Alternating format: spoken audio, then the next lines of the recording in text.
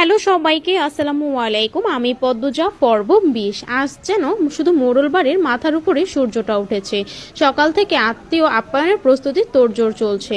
সবাই ঘেমে একাকার, বাড়ির প্রতিটি মানুষ ব্যস্ত। মোর্শেদ, হিমেল ও প্রান্তকে নিয়ে বাজার করে ফিরেছেন সূর্য উঠার মাথায়। লাহারি ঘরের পাশে বড় উনুন করা হয়েছে। সাধারণ চালের পরিবর্তে সুগন্ধি কাটারিভোগ চালের সিদ্ধ ভাত রান্না করা হয়েছে। ফিরনি রাজহাঁসের মাংস রান্না হয়েছে। বাড়ি জুড়ে রমরমা ব্যাপার। একদিন আগের ঘটনা ধামাচাপা পড়েছে 95 ভাগ। ছোট ছোট দরিদ্র ছেলেমেয়েরা খাবারের গ্রান পেয়ে ছুটে এসেছে মোড়ল বাড়ি। সবার মধ্যে নতুন উত্তেজনা, নতুন অনুভূতি। শুধু পূর্ণা এখনো সেদিনের ঘটনা থেকে বেরোতে পারছে না। চিত হয়ে শুয়ে আছে ঘরে। পদ্মজা, মঞ্জুরা আর শিউলির মাকে কাজে সাহায্য করছিল। হেমলতা ধমক দিয়ে ঘরে পাঠিয়ে দেন। পদ্মজা ঘামে ভেজা কপাল মুছতে মুছতে ঘরে প্রবেশ করে। পূর্ণার দুচোখ জলে নদী। পদ্মজা বিছানার পর পা তুলে বসলো। পূর্ণা পদ্মজার উপস্থিতি টের পেয়ে হাতের উল্টো পাশ দিয়ে চোখের জল মুছল। পদ্মজা কণ্ঠ খাদে নামিয়ে বলল, চোখের জল কি শেষ হয় না? পূর্ণা নিরুত্তর। পদ্মজা অভিজ্ঞ স্বরে বলল, দেখ পূর্ণা, এসব মনে রাখলে তোরই ক্ষতি। দেখছিস না আমি একদিনের ব্যবধানে সব ভুলে হবু শ্বশুরবাড়ির মানুষদের জন্য রান্নাবাড়া করছি। তুইও ভুলে যা, তোর বন্ধুরা আসছে, তুই নাকি তাদেরকে ধমক দিয়েছিস। এটা কিন্তু ঠিক না। পূর্ণা পদ্মজার দিকে তাকালো, দৃষ্টি ভীষণ শীতল। পদ্মজাকে বলল, সত্যি ভুলতে পেরেছ আপা? পদ্মজার সঙ্গে সঙ্গে উত্তর দিল, ভুলিনি, কিন্তু সহ্য করতে পেরেছি। তোর মতো চোখের জল অপাত্রে ঢালছি না। পূর্ণা উঠে বসে, একটা বালিশ বুকে জড়িয়ে দায়সারা ভাবে বলল, তুমি অনেক শক্ত আপা, আমি খুব দুর্বল, আমি ভুলতে পারছি না। পদ্মজা আর এই বিষয়ে কথা বাড়ালো না। পূর্ণার গা ঘেঁষে বসে ফিসফিসিয়ে বলল, গতরাতে কি হয়েছে জানিস? কি হয়েছে? পদ্মজা চারদিকে চোখ বুলিয়ে, তোর নায়ক ভাইয়ের চিঠি আম্মার হাতে পড়েছে।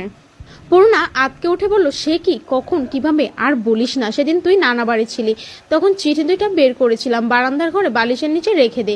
আর মনে নেই, এরপরই অঘটন ঘটে। এরপর দিন বিচার বসলো। চিঠির কথা ভুলেই গেলাম, বারান্দার ঘরে ছিলাম রাতে, তবু মনে পড়েনি। আর আম্মা পেয়ে গেল। উত্তেজনা ভয়ে পূর্ণার গলা শুকিয়ে গেছে। প্রশ্ন করলো, আম্মা কি বলেছে? পদ্মজা ঠোঁট দুটো উল্টে কি যেন ভাবে, এরপর ব্যথিত স্বরে বলল, তেমন কিছু না, এজন্য আরো ভয় হচ্ছে। কিছুই না? কখন হলো এসব জিজ্ঞাসা করেছে? আমি বললাম, তুমি যা বলবে তাই হবে। এরপর আম্মা অনেকক্ষণ আমার দিকে তাকিয়েছিল, তারপর বলল, ঘুমা গিয়ে শেষ। দুই বোন একসাথে চিন্তায় পড়ে গেল। কপাল ভাঁজ করে কিছু ভাবতে শুরু করে। পূর্ণা বলল, আম্মা তোর মুখ দেখে বুঝে গেছে তুমি লিখন ভাইকে ভালোবাসো না। পদ্মজা অন্যমনস্ক হয়ে বলল, মনে হয়। পূর্ণাকে বিরক্তি নিয়ে বলল, লিখন ভাই এত সুন্দর, তোমাকে এত ভালোবাসো, তবু কেন ভালোবাসোনি আপা? লিখন ভাইয়ের চিঠি তো ঠিক সময় করে পড়তে, বিয়ে করতে কি সমস্যা? আম্মা দিলে তো করবই, সমস্যা নেই। তোমার এই ন্যাকার কথা আমার ভালো লাগে না আপা। পদ্মজা হেসে ফেললো পূর্ণার রেগে কথা বলা দেখে। পদ্মজা পূর্ণার এক হাত মুঠোয় নিয়ে বলল, গতকাল রাতে আম্মা আব্বার প্রতি ভালোবাসাটা আমাকে বলেছে। প্রথম দেখেই নাকি আপন আপন লেগেছিল। আব্বার জন্য আম্মা দিনকে রাত, রাতকে দিন মানতেও রাজি ছিলেন, এতটা ভালোবাসতেন। আমার তেমন কোনো অনুভূতি হয়নি তোর নায়ক ভাইয়ের জন্য। প্রথম প্রথম কোনো পুরুষের চিঠি পেয়েছিলাম, সবকিছু নতুন ছিল, তাই একটা ঘুরে গিয়ে নতুন অনুভূতির সাক্ষাৎ পাচ্ছিলাম। আম্মার ভালোবাসার কথা শোনার পর থেকে মনে হচ্ছে আমি ওনাকে ভালোবাসিনি, সবটা মোহ ছিল, দূরে যেতেই উবে গেছে। তবে উনি খুব অসাধারণ একজন মানুষ। আম্মা ওনার হাতে তুলে দিলে আমাকে কোনো ভুল করতো না, কিন্তু এটা এখন কল্পনাতীত। পরিস্থিতি পাল্টে গেছে, আমার বিয়ে ঠিক হয়ে গেছে। পদ্মজার এত কথা উপেক্ষা করে পূর্ণা কটমট করে বলল, তোমার কি কালা চাঁদরে দেখলে আপন আপন লাগে? পদ্মজা চোখ ছোট করে জিজ্ঞাসা করলো, কালা চাঁদকে? পূর্ণা মিনমিনিয়ে বলল, তোমার হবুজ জামাই। তারপর গলা উঁচিয়ে বলল, আমিও কালা জানি, কিন্তু আপা তোমার জন্য লিখন ভাইয়ের মতো সুন্দর জামাই দরকার। পদ্মজা এক হাতে কপাল চাপড়ে বলল, এখনো লিখন ভাই? যা, তোর সাথে তোর নায়ক ভাইয়ের বিয়ে দেব। এখন আয়, ঘর থেকে বের হ। মুক্তা, সোনামণি, রোজিনা আসছে, তোর সাথে কথা বলবে। আয় বলছি, আয়। পূর্ণাকে টেনে নিয়ে বের হলো পদ্মজা।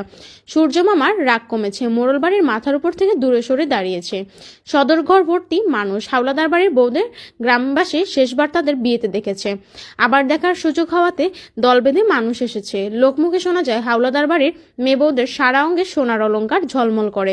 মগা, মদন সহ আরো দুজন বৃত্ত মোড়ল বাড়ির গেটে দাঁড়িয়ে বাড়ি পাহারা দিচ্ছে। পদ্মজাকে শাড়ি পরাচ্ছেন হেমলতা। পদ্মজা এর আগে কখনো শাড়ি পরেনি। পূর্ণা প্রেমা ছোট হয়েও পড়েছে, পদ্মজার কখনো ইচ্ছে করেনি, তাই সে হেমলতাকে বলল, প্রথম শাড়ি তুমি পরাবে আম্মা। শাড়ি পরানো শেষে চোখে কাজল এঁকে দেন, ঠোঁটে লিপস্টিক দিতেও দিলেন না তিনি। মাথার মাঝ বরাবর সিটি করে চুল খোপা করতে পূর্ণা ছুটে আসে, হাতে শিউলি ফুলের মালা। হেমলতা মৃদু ধমকের স্বরে বললেন, এতক্ষণ লাগলো? হেমলতার কথা বোধে পূর্ণার কানে গেল না। পূর্ণা চাপা উত্তেজনা নিয়ে বলল, আল্লাহ, আপারে কি সুন্দর লাগছে। পদ্মজার লজ্জায় মিয়ে গেল, চোখ মুখে লাল আভা ছড়িয়ে পড়ে। হেমলতা পদ্মজার খোপায় ফুলের মালা লাগিয়ে দিয়ে বললেন, শুধু রূপে চারদিক আলোকিত করলে হবে না, গুণেও তেমন হতে হবে।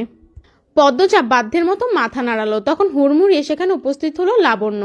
দৌড়ে এসে পদ্মজাকে জাপটে ধরে এক নিঃশ্বাসে বলেও ফেলল, আল্লাহ পদ্ম, তুই আমার ভাবি হবে? আমার বিশ্বাসই হইতাছে না, মনে হইতাছে স্বপ্ন দেখতেছি। ইয়া মাবুদ, শাড়িতে তোরে পরি লাগতাছে, বাড়ির সবাই ফিট খাইয়া যাইব, দেখিস তুই। পদ্মজা কি বলবে ভেবে পেল না, শুধু হাসলো। হেমলতা পদ্মজার মাথার ঘোমটা টেনে দেন।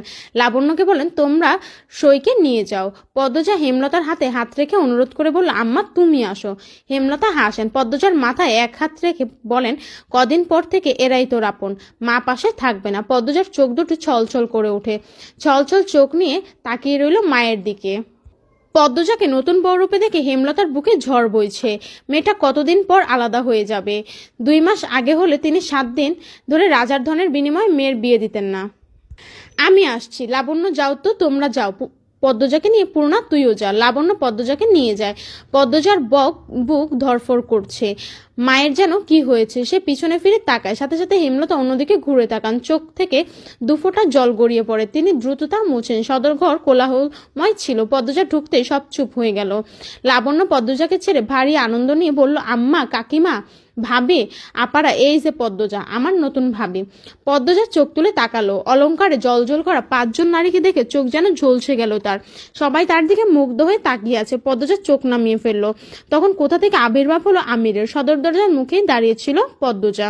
পদ্মজাকে দেখে থমকে গেল সে। পদ্মজার পরনে খয়েরি রঙের জামদানি শাড়ি। শাড়িতে কোনো মেয়েকে এত সুন্দর লাগতে পারে? এর আগে অনুভব করেনি আমির। আমিরের লজ্জা খুব কম। সে উপস্থিত গুরুজনদের উপেক্ষা করে পদ্মজাকে বলল, মাশাআল্লাহ। দিনের বেলা চাঁদ উঠে গেছে। লজ্জায় পদ্মজার রগে কাঁপন ধরে। এত লজ্জাহীন মানুষ কি করে হয়? আমিরের মা ফারিনা ধমকের স্বরে বলেন, বাবু, এই নে বয় আইসা। আমির পদ্মজাতে দৃষ্টি স্থির রেখে মায়ের পাশে গিয়ে বসলো। হেমলতা সদরঘরে প্রবেশ করতে আমির ধরফরিয়ে উঠলো। ছুটে এসে হেমলতার পা ছুঁয়ে সালাম করলো। হবু শাশুড়ির প্রতি আমিরের এত দরদ দেখে ফরিনা খুব বিরক্ত হলেন। পাশ থেকে ফরিনার যা আমিনা ফিসফিসিয়ে বললেন, মেয়ের রূপ আগুনের হালকা, বাবু এইবার হাতছাড়া হইলে বইল। আমিনার মন্ত্র ফরিনার মগজ ধোলাই করতে পারল না। পদ্মজার রূপে তিনি মুগ্ধ। আমির কালো বলে তিনি ছোট থেকে আমিরকে বলতেন, বাবু, তোর জন্যে চান্দেল্লা কান বৌয়ানা। আর সেই কথার রক্ষা পথে তিনি শুধু পছন্দ করছেন না, শাশুড়ির প্রতি আমিরের এত দরদ কি দরকার ছাপিয়ে পড়ে পায়ে ধরে সালাম করার। আমির হেমলতাকে ভক্তির সাথে প্রশ্ন করলো, ভালো আছেন? হেমলতা মিষ্টি করে হেসে বললেন, ভালো আছি, যাও গিয়ে বসো। আমির বাধ্যের মতো মায়ের পাশে গিয়ে বসলো। মসজিদ মাতবর মোর্শেদের সাথে বাইরে আলোচনা করছেন। আর কোনো পুরুষ আসেনি বাড়িতে। তারা বিয়ের আয়োজনে ব্যস্ত। মুহূর্তে পদ্মজার সারা অঙ্গ সোনার অলঙ্কারে পূর্ণ হয়ে উঠল। রূপ বেড়ে লক্ষ গুণ, যার কোনো সীমা নেই। যার সাথে পদ্মজার কথা বলছে সে এগিয়ে এসে বালা নয়তো হাড় পরিয়ে দিচ্ছে। কি অবাক কাণ্ড! সবাই আড্ডা দিচ্ছে, পদ্মজা চুপ করে বসে আছে। কেউ কিছু প্রশ্নের করলে উত্তর দিচ্ছে। লাবণ্য একজনকে উদ্দেশ্য করে বলল, রানী আপা বাড়ির পিছনে যাইবা? রানী খুশিতে গদগদ হয়ে বলল, যাব। তার খুশির কারণ লাবণ্য কিছুটা ধরতে পেরেছে। রানীর একজন প্রেমিক আছে, তাই শুধু সুযোগ খুঁজে দেখা করার। যেখানেই দাওয়াত পড়ে সেখানেই তার প্রেমিক উপস্থিত হয়। লাবণ্য সবার কাছ থেকে অনুমতি নিয়ে পদ্মজা পূর্ণা রানী নিয়ে বাড়ির পিছনে আসে। রানী বাড়ির পিছনে এসে ঘাটের দিকে ছুটে যায়। একটা নৌকা এসে ভিড়ে। নৌকায় কে ছিল দেখা যায় না। রানী নৌকায় উঠে পড়ে। কারোর সাথে বিরতিহীনভাবে কথা বলছে শোনা যায়। পূর্ণা লাবণ্যকে প্রশ্ন করলো, লাবণ্য আপা, রানী আপা কার সাথে কথা বলে? আব্দুল ভাইয়ের সাথে। কোন আব্দুল? যার কথা ভাবছিস। কথা শেষ করে লাবণ্য চোখ টিপলো। পূর্ণ অবাক হয়ে বলল, মাস্টারের সাথে? লাবণ্য হাসে। রানী এগিয়ে আসে। লাবণ্য বলে, কথা শেষ? সই লাগেছে। রানী পদ্মজার দিকে তাকিয়ে বলল, মাশাআল্লাহ, তুমি এত সুন্দর, আমার কোলে নিয়ে আদর করতে মন চাইতেছে। পদ্মজা মুচকি হেসে বলল, আপনি খুব শুকনা, আমাকে কোলে নিতে পারবেন না। শুকনা হইতে পারে, শক্তি আছে। রানীর কথা বলার ঢঙে সবাই হেসে উঠল। পূর্ণা আমিরকে দেখে পদ্মজার কানে কানে বলল, আপা, তোমার কালা চাঁদ আসছে। পদ্মজা পূর্ণাকে চোখ রাঙিয়ে বলল, কি সব কথা?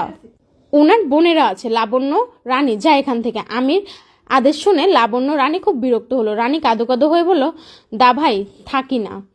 আমার চোখ রাঙিয়ে তাকালো। ধমকেশ্বরে বলল, যেতে বলছি, যা। লাবণ্য বিরক্তিতে ইস বলে পদ্মজাকে বলল, আয়, অন্যখানে যাই। পদ্মজা বলল, থাকুক, তোরা যা। আমিরের কথা শুনে বেশ চমকালো পদ্মজা। লাবণ্য ফোঁস করতে বলল, কেন কেন? পদ্মজা পূর্ণা অন্যদিকে ফিরে আছে। আমির দৃষ্টি কঠোর করতে লাবণ্য রানী চলে গেল। পূর্ণা চলে যেতে চাইলে পদ্মজা পূর্ণার হাত চেপে ধরে।